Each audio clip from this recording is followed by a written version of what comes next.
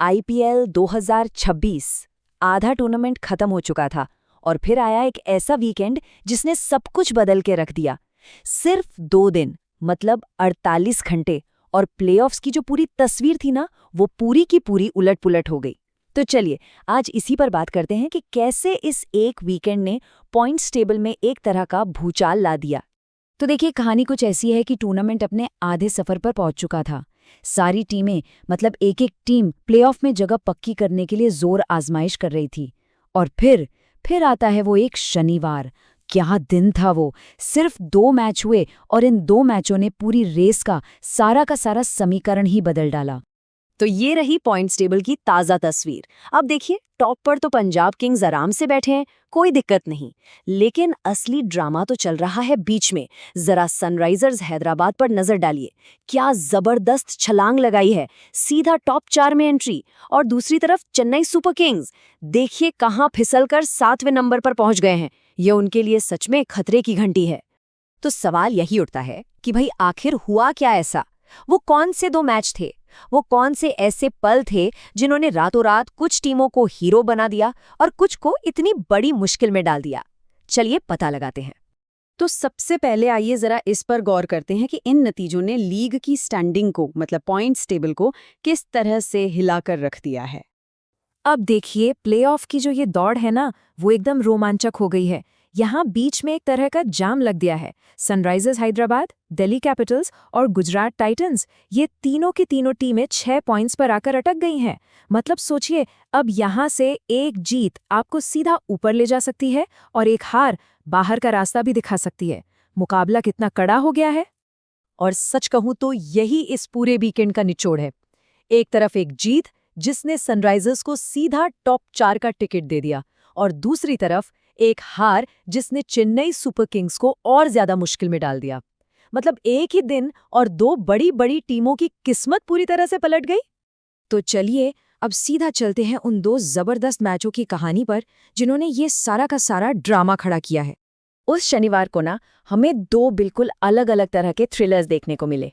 एक तरफ एक ऐसा मैच था जहां दिल्ली कैपिटल्स में आखिरी ओवर में जाकर लक्ष्य का पीछा किया, और दूसरी तरफ सनराइजर्स हैदराबाद ने सांस से रोक देने वाले अंदाज में अपने स्कोर को डिफेंड कर लिया। मतलब दोनों ही मुकाबले ऐसे थे कि कोई अपनी सीट से उठ नहीं सकता था।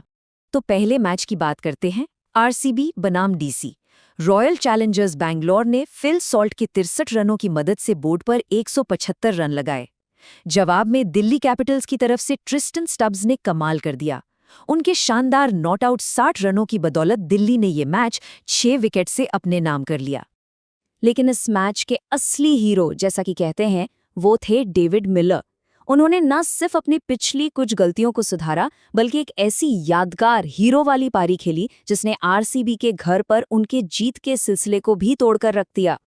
जरा इस नंबर पे गौर कीजिए, 15। आखिरी ओवर में जीत के लिए चाहिए थे 15 रन।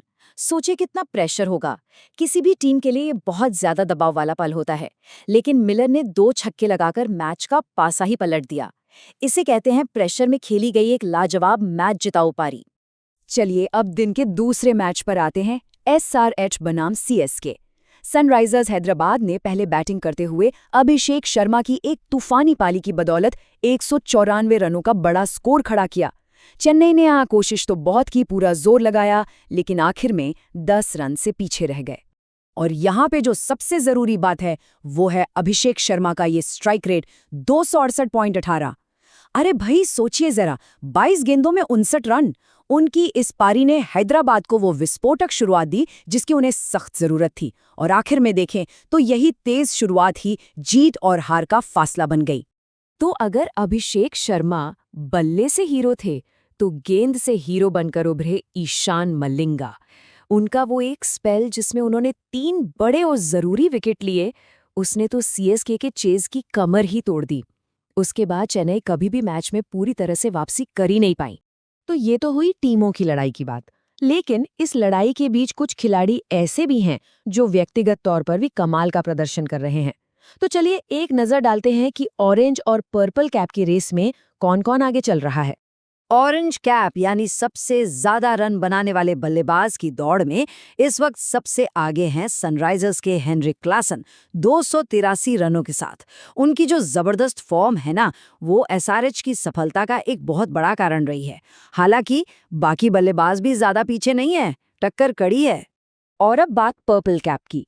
इस रेस में सबसे आगे हैं सीएसके के अंशुल कंबोज 13 विकेट लेकर। और यहाँ एक दिलचस्प बात यह है कि उनकी टीम मतलब सीएसके पॉइंट्स टेबल में थोड़ा संघर्ष कर रही है। ये चीज कंबोज के इस व्यक्तिगत प्रदर्शन को और भी ज्यादा खास बना देती है। तो इस पूरे एक्शन और उलटफेर के बाद प्लेऑफ की तस्वीर आखिर अब दिख कैसी रही है, और सबसे बड़ा सवाल आगे के सीजन के लिए इसके क्या मायने हैं। एक बात तो बिल्कुल साफ है, अब यहाँ से कोई भी टीम किसी को भी हल्के में लेने की गलती नहीं कर सकती। टॉप 4 की लड़ाई इतनी कड़ी हो चुकी है कि अब आरसीबी और सीएसके जैसी बड़ी टीमों पर वापसी करने का बहुत ज्यादा दबाव होगा। सच कहूं तो अब हर मैच एक नॉकआउट मैच जैसा ही लगेगा। और हाँ, जब पॉइंट्स बराबर हो जाते हैं ना, तब ये चीज यानी नेट रन रेट सबसे ज्यादा जरूरी हो जाती है।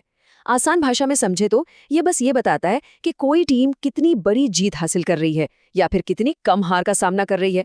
और पॉइंट्स टेबल जिस तरह से फंसा हुआ है, ऐसा लग रहा है कि आखिर में एनआरआर ही तय करेगा कि कौन सी टीम प्लेऑफ में जाएगी। तो अब सवाल सिर्फ एक ही बचता है। टेबल के टॉप पर इतनी करीबी टक्कर है, बीच में इतनी भीड़ है, तो ऐसे में कौन सी टीम होगी जो यहाँ से मोमेंटम पकड़ेगी और चैंपियनशिप की तरफ अपना दावा मजबूत करेगी। इस आईपीएल का रोमांच अपने चरम पर है और इसका जवाब वो तो अब हमें आने वाले मैच ही देंगे।